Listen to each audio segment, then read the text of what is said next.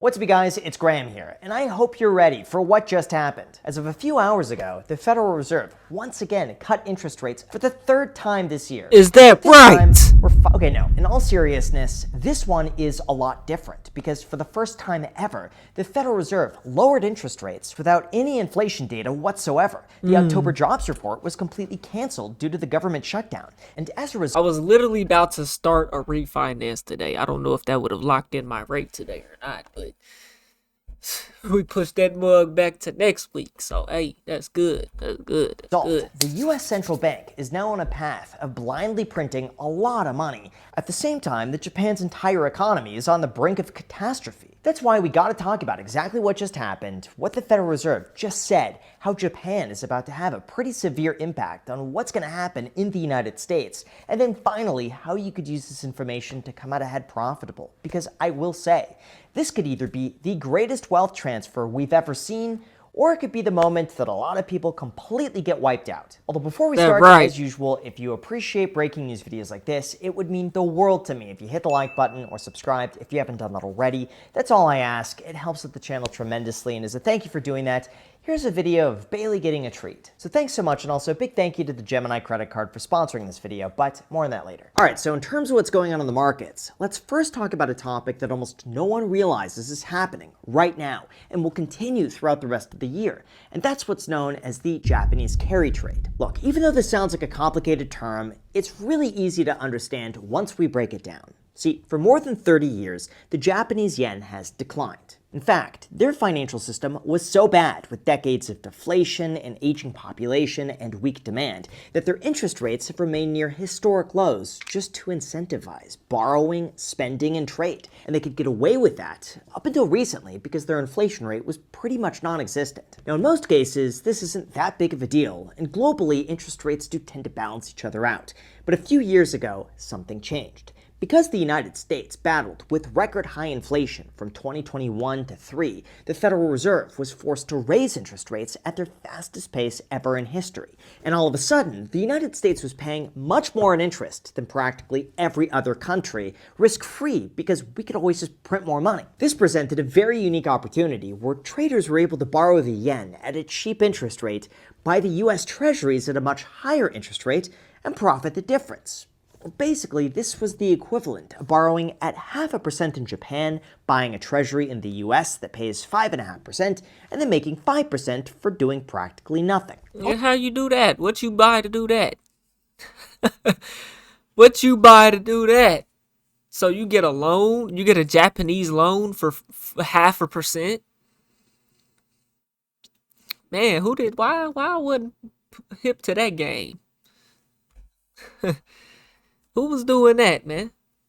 US that pays 5.5% and then making 5% for doing practically That's infinite nothing. money glitch. All of this works really well until one day it doesn't. Right. That's what brings us to today. Over the last few months, Japan has begun the process of issuing stimulus to boost their economy. The interest rates in Japan have quickly been rising, and this means all the free money that Japan used to give away is now beginning to charge interest. So what do people do? That's right, they cash out of US dollars, they sell out of stocks, they get rid of their cryptocurrency, and all of that money flows out of the United States to pay off rising Japanese debt, which is a short-term negative for the markets. So what does this mean for stock prices? Well, oddly enough, here's where things get really interesting. Even though the Federal Reserve has been cutting interest rates and the stock market is constantly approaching all-time highs, historically, the Federal Reserve does not cut interest rates unless they absolutely need to. Like, it's not as though they say, hey guys, so we need to get the S&P 500 to 7,000 this year, and here's a rate cut to speed things up. Instead, they drop interest rates in anticipation of events that could be disastrous for the economy, almost as a way to help soften the blow. And this has been the case for the last 3 recessions. In 2001, they cut interest rates at the start of the dot-com bubble. In 2009, they dropped interest rates during the financial crisis. And in 2020, they dropped interest rates before everything shut down. In these situations, the market drop was not due to the rate cuts themselves, but rather the events that led to the rate cuts in the first place. So with more rate cuts planned throughout 2026, does this mean we're doomed? Well, not quite. As you could see, after enough time, there have been plenty of occurrences where the market eventually begins to recover, some of which produce rather substantial returns. But you just have to be patient. As of now, our markets have been fairly resilient, mainly boosted up by AI and a lot of consumer spending. Plus, drops like we've seen are actually pretty normal. Like on average, a 10% correction happens every 16 months, and throughout the last 20 years, a 10% drop has happened more than 11 times. Then if you're like me and you like the averages, the average drop has so far been about 15.6% and lasts for 71.6 days. If you ever see a dip of that size, buy the dip. Buy the dip. If you ever see 10% dip in the market, you better put some money in it. So even though every situation is unique, price drops are not. But what about Bitcoin? Believe it or not, this is the first time ever that gold is going to be very positive for the year, while Bitcoin is positioned for a loss. And even though it might seem like Peter Schiff was right and Bitcoin is broken, historically, what we're seeing is actually incredibly normal. For instance, over the last 15 years, there have been 6 occurrences where Bitcoin has fallen at least 50 to 80% from its peak. And year over year, it's not exactly uncommon for Bitcoin to drop anywhere from 30 to 70%. So on the surface, what we're seeing today is not unusual. Now, in terms of what's causing this, it appears as though we have the perfect storm all happening at the same time. Like, right now, there is a lot of leverage in the system, so that when the price falls, traders get liquidated, which causes the price to fall even further. So what caused the initial fall? Well, there was certainly some profit taking. Higher treasury yields meant that buyers could cash out and collect higher returns elsewhere, and with less liquidity in the markets, there were fewer buyers out there to buy the dip. So is now a good time to buy? Well, statistically, according to every prior Bitcoin drop, Bitcoin tends to have a median fall of 50%. And more recently, since 2017, the median decline mellowed out to more like 40%. On top of that, it was also found that so far, Bitcoin has never fallen below its electrical cost, which today is approximately $71,000. So yeah, now could actually be a pretty good entry point, even though it could certainly fall farther. So in terms let me see. Let me pull Bitcoin up right now. I got my Robinhood open. Bitcoin is $92,000. Let's see. It dipped at its lowest over these last 3 months at 84,000. I just don't know. Bitcoin's got a ways to go along. We got years and years before niggas start seeing $1 million Bitcoin, bro. You know what I'm saying? Like, we could drop back down to 50,000. Anything under 100,000, I would start dollar cost averaging. If you haven't been yet, I would say it's a decent time for Bitcoin. I just would never go heavy into crypto personally. You know what I'm saying? Cause it's very volatile. It's still new. And we don't know what it's gonna do.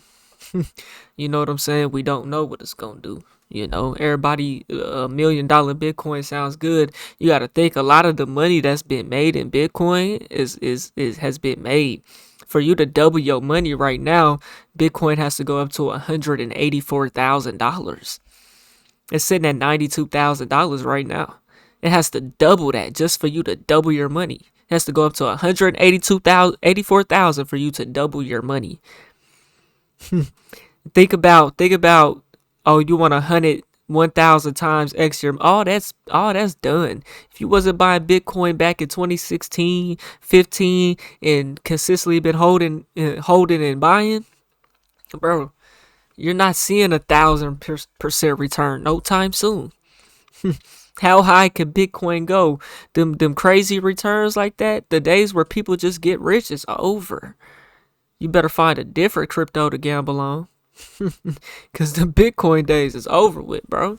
Yeah, now could actually be a pretty good entry point, even though it could certainly fall farther. So, in terms of what the Federal Reserve just said, and what I'm doing about all of this, especially throughout 2026, you're going to want to hear this. First of all, when it comes to Bitcoin, my own take is that whether or not it goes up or down in price really doesn't matter. I just have a long-term approach, I buy and hold on a regular basis, and that's it. Plus, Morgan Stanley even advocated for holding 4% in a portfolio as a way to boost returns. They even said it was best to buy Bitcoin every quarter. That's why if you want to gain a little exposure to Bitcoin without having to time the market or buy it yourself, then our sponsor, the Gemini credit card, my goodness.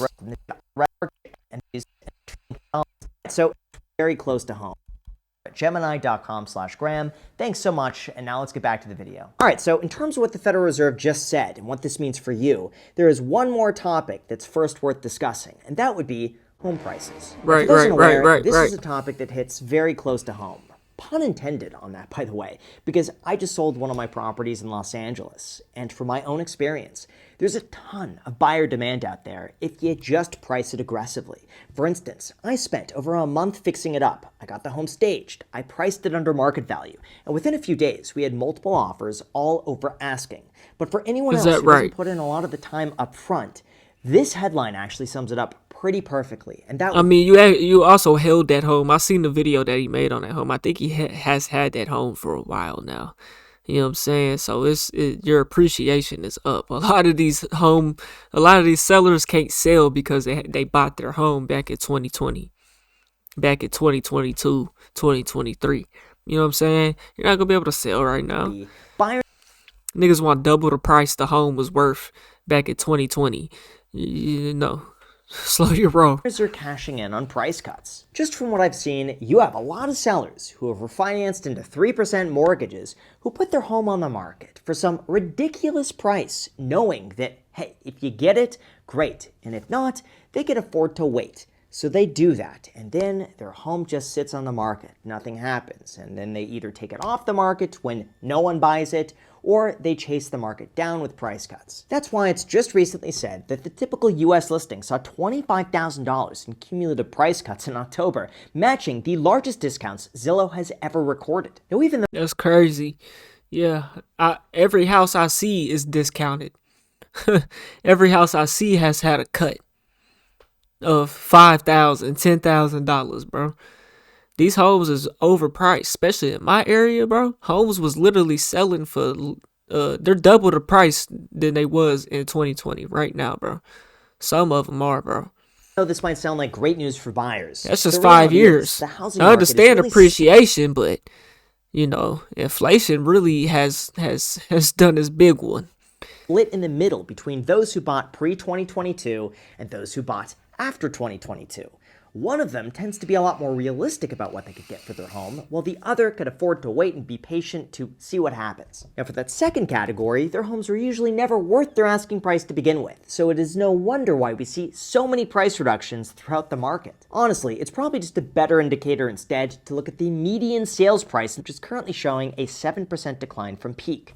To me, that's just a lot more realistic in terms of the discount you could expect in today's market. However, as a counterpoint to this, even though sales prices have been declining, Redfin actually believes that home prices could go even higher throughout 2026, all boosted by lower mortgage rates and higher incomes. So basically anything can happen. Yeah. I mean, if they lower interest rates, I mean, that's gonna... Home prices are still overvalued, bro. But lowering interest rates is still gonna keep them home prices high, bro. Because, you know, it's a lower interest rate, you know. It's like the way inflation works, bro, capitalism, it's like, why would a company that's already been cutting expenses and is seeing new profits just because their demands are lower, right? Just because their costs has gotten lower because of the economy, right? Why would they take the $6 the $6 meal deal at McDonald's, which used to be $5? Why would they take it from $6 back to $5 just because their prices dropped? You know what I'm saying? I don't see companies and businesses doing that, bro. They gonna leave it at what it was. It's like once they raise the price, bro, it's never coming back down. It don't matter what the market does, what interest rates do. It don't even matter. It's like they just gonna keep it high and keep raising it. That shit is crazy. In terms of what the Federal Reserve just said and what you could do about 2026, all boosted by lower mortgage rates and higher incomes. So basically anything can happen. Although in terms of what the Federal Reserve just said and what you could do about all this information, here's what you came for. Like I mentioned earlier, as of a few hours ago, the Federal Reserve once again decided to lower interest rates by 25 basis points. Except this time, they've ended one of the biggest boogeymans of investing, and that would be quantitative tightening. Now, if that sounds confusing, just think of it like this. Throughout 2020 and 2021, the Federal Reserve agreed to buy endless amounts of corporate bonds and mortgage-backed securities as a way to stimulate lending throughout the economy. See, prior to then, any time a company or a bank needed to raise money, they would rely on institutional investors to bid those securities up to an amount that they were willing to risk. But when everything shut down, the Federal Reserve stepped in to backstop those investors and buy up anything that was offered as proof that they're never going to let the market completely collapse. Now, obviously, that strategy worked and the markets recovered, but the Federal Reserve is not in the business of creating an investment portfolio the size of Wall Street bets. So in 2022, they decided to start selling, and the market dropped. Now, in this case, most of the selling or quantitative tightening was simply them getting paid back from their loans and then not investing the proceeds, thereby just reducing liquidity in the market. But now that time has officially ended, leaving the door open for now potentially a lot more money printing. Beyond that, though, today was also the day that they released what's called their Summary of Economic Projections, which basically predicts where they expect the economy to move over the next few years.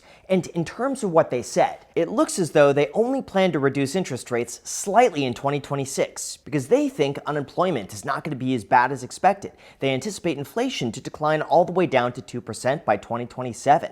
And in the big picture, they hope GDP remains relatively unchanged. In addition to that, they also revealed that they're going to be purchasing $40 billion over the next 30 days of US Treasuries to help stabilize the market. But in terms of what all of this means, here's the gist of it. As of today, they're signaling that they only plan to reduce interest rates one time in 2026 by 25 basis points. That's it, because in their view, employment is a lot stronger than expected and the overall economy is doing fairly well, even though they're going to be monitoring the data, and this could change at any time. In terms of my overall thoughts, though, to me this reiterates that 2026 is going to be just as crazy as 2025.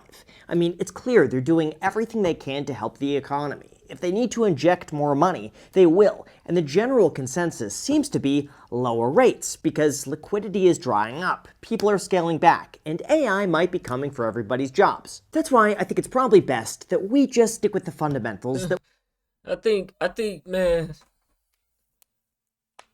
and it goes back to what I say. Like, I don't think they're ever gonna cut, um, like the prices of things, bro. Bruh, if these companies are setting record profits, it's like they don't pay you more, and they don't never drop the prices. Although they're creating in this rough time, right, inflation time, they're setting record profits, and yet they can't pay people more. You know. Now, one thing about Amazon though, because I work at Amazon, they kind of have, since I've worked there, they've raised the I've had a $2 base pay raise. You know what I'm saying? So Amazon raises the base pay over, they've raised it twice within 1 year since I've been working there. You know what I'm saying? And you know, so I would look for jobs that kind of like raise it as the market goes, something like that. You know what I'm saying? Like people need to start trying to make more money, man. You know what I'm saying? So when times, if inflation ever does come down and we see a deflationary time, now you're making good money. You know what I'm saying? You was good with your expenses. Now you start making more money now to compensate. And if prices come back down, now you got even more money. You know what I'm saying? And to invest or to just live more comfortably, bro. You know what I'm saying? But right now, a lot of people, man, we gotta make more money, man, and that's something I'm trying to figure out how to do, with my time and whatnot. It's just hard. It's hard, man. It's not that easy. It's only so much time in the day. we know work, which is simply to keep an emergency fund, hold a steady income, invest consistently, and don't let short. And one thing we need to do, man, you know what I'm saying, is we need to work together, bro. We need to work with family, friends. We need to be able to do business with each other, bro. It shouldn't be, oh, you can't do business with your friends, you can't do business with your family. That's it's really not a good thing to do. You know what I'm saying? But it shouldn't be like that, bro. These other cultures, these other places, countries, they don't operate like that. You know what I'm saying? We operate like that out here in America, bro, and that shit is weird, bro. I don't like it. You know what I'm saying? Because people got their heads in the wrong places, bro. You know what I'm saying? To keep an emergency But you gotta work together, man. This is not the day and age where a man can just go to work and take care of everything, bro. Like, I mean, I'm still young, bro. If y'all haven't even been together in a relationship for a while, especially if y'all don't have kids, bro, you should not just be paying for everything for a woman out the gate, bro. No. You know what I'm saying? Y'all should be smart, strategic, and y'all can set y'all life up, bro. You know what I'm saying? Life is as hard as you want it to be, especially if you got somebody to work with. You know what I'm saying? So, it's not impossible to make it right now, bro. Some areas may be rougher than others. This is my perspective. I live in Oklahoma. You know what I'm saying? I understand things is cheaper here, but wages are also less here. You know what I'm saying? So, I mean, I'm making it work. I do my YouTube. I make a little money from YouTube. I got a job. You know what I'm saying? And, you know, I'm keeping my expenses low and investing the difference. Investing what I can. You know? fund hold the And if I had a woman that had the same mindset, I'd already tried this before. You know what I'm saying? Life is as hard as you make it and want it to be. You know? As far as finances go, we could be good. We could be set. That's not a problem. You know what I'm saying? steady income, invest consistently, and don't let short-term price movements deter you. At the end of the day, though, we also have to be honest. What happened today wasn't just another rate cut. This was the moment that the Federal Reserve crossed a line that we've never crossed before, which is cutting interest rates with no inflation data, ending quantitative tightening, and injecting money Well, into that's an good. economy They that need we to keep doing it. weren't able to even measure because the government was shut down. If home prices and rent becomes cheaper, that's what I'm saying, bro. Like, what landlord is gonna want to cut lower rent and make less money? All they're gonna do is refinance and keep profiting. You know what I'm saying? We gotta make more money out here, man. It's unfortunate, you know. That made me work more hours. That's unfortunate. Which is cutting interest rates with no inflation data, ending quantitative tightening, and injecting money into an economy that we weren't able to even measure because the government was shut down. This could usually be the environment where a lot of mistakes get made, but it could also be the environment where fortunes are built. It's really apparent to me that things are just changing faster than the data is able to keep up. And I think this is just the very beginning, especially if you hit the like button and subscribe if you haven't done that already. Hey man, y'all let me know what y'all think about this, man. I'm glad that they cut the rates, cause that helps save a little bit more money. Cause I was literally about to go into a refinance it today, had to cancel it, and we got it set up for next week. So you know, hopefully we get them new rates, man. Hopefully they drop. For real, on the mortgages. They should. They supposed to. Y'all let me know what y'all think, though. We on the road to 100K, okay? If you don't hit that like button, subscribe button, and turned on all notifications, slap that dog shit about yourself, because that's the first thing you should have did when you clicked on this video. I'll get at y'all on the next one, and I'm gone. See you by Peter 9.